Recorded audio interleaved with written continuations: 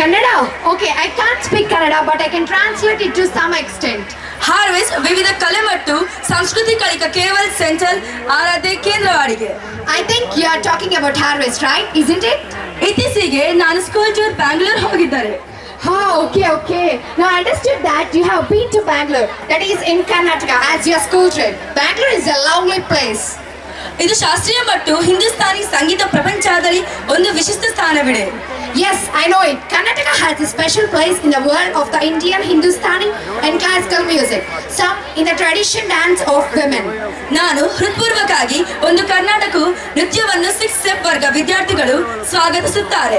It's time to welcome our Harvestian Kannada cuties to rock the stage with their heart-touching performance.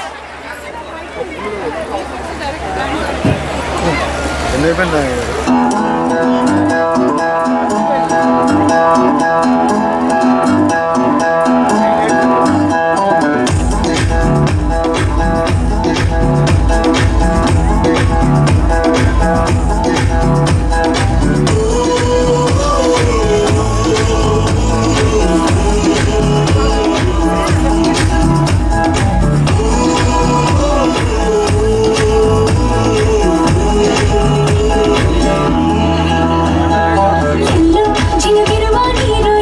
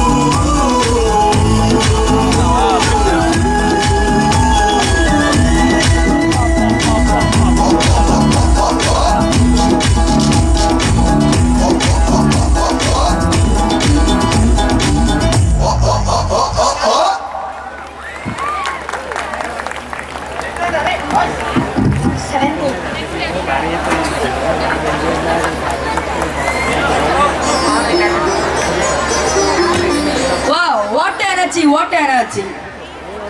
అందరికీ హృదయపూర్వక నమస్కారములు. హరిత, ఈరోజు నేను